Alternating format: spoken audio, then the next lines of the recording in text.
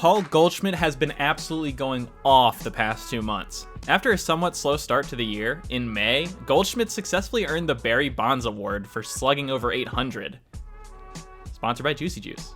Paul Goldschmidt, Paulie G for short, is making hitting look easy. And it's not supposed to look easy, okay? The best players are only successful like 30% of the time, and then they get to go to the Hall of Fame.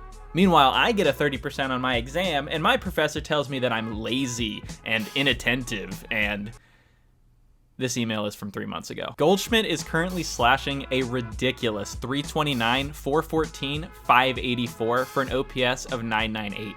Like, I can't even hit that well on rookie mode in the show, and this dude, at age 34, just shows up and goes single here, double there, absolute nuke, and then they start walking him out of fear.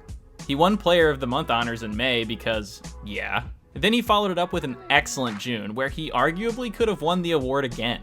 While it's not going to be easy, if Goldschmidt can sustain the success for the rest of the season, he'll be a frontrunner for the MVP award and will have a chance to accomplish something that's never been done before. But we'll get to that soon enough. First, let's have some fun with counting.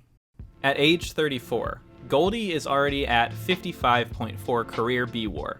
He's accumulated 300 homers, 1,000 runs and RBIs, 1,700 hits, and 3,000 total bases. 55.4 career B-WAR at age 34 for a first baseman is a great pace. Goldschmidt has already passed some other first basemen who are already in Cooperstown. He has more WAR than guys like Tony Perez and Orlando Cepeda, and he's still got plenty of time left to play.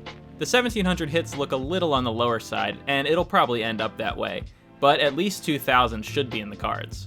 Goldy's career slash line is nearly a 300, 400, 500 split with an OPS over 900.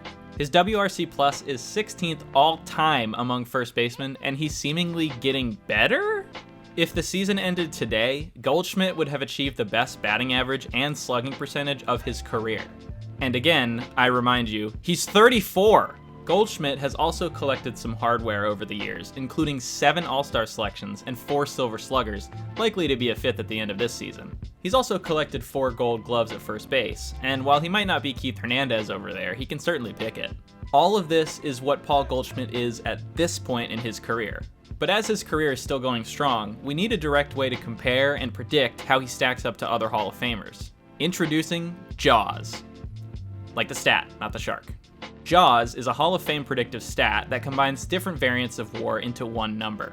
Those variants include their total WAR and their 7-year peak WAR, essentially their best 7 seasons. This is an attempt to average out a player's longevity in the sport and their true talent. Each position has a different average JAWS rating based on the players enshrined at that position. For first baseman, that would be a rating of 53.8. Paul Goldschmidt has a JAWS rating of 48.8. This is based on his 7-year peak WAR of 42.2 and career WAR of 54.5. As that 54.5 rises, so will Goldy's JAWS rating.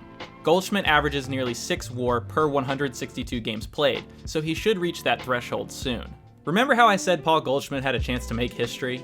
Well, that's based on his age. I was curious as to what the best seasons ever by a first baseman were at the same age or older as Paul Goldschmidt is right now. Turns out, playing baseball gets harder when you get older. The best season a 34-year-old first baseman has ever had via Fangraphs is Dan Brothers' 1892 season with the Brooklyn Grooms. Yes, like men about to get married. Only 3 players have had an F-WAR over 8 as a first baseman in an age 34 or older season. Paul Goldschmidt through 86 games had an F-WAR of 4.4. If he is able to sustain this production, he would most likely reach an F-WAR above 8. This is significant because despite some of these great seasons by Lou Gehrig and Jimmy Fox, they were not awarded with an MVP for those seasons. I'd include Brothers in there too, but they didn't have awards back then. The only award you got back in the 19th century was a hard day's work on the farm after your daily doubleheader in 100-degree heat on a field with no fence. All this is to say that if my research is correct, Paul Goldschmidt may become the oldest MVP at his position. He has a chance.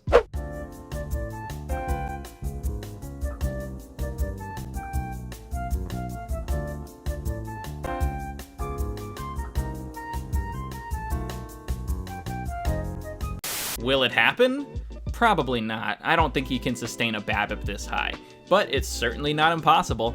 Adding an MVP would lock Goldy into the Hall of Fame immediately. But even if he doesn't get an MVP in his career, Paul Goldschmidt will almost certainly make the Hall of Fame. That ball is crushed to left center field. Paul Goldschmidt hits it out. 2-0 National League.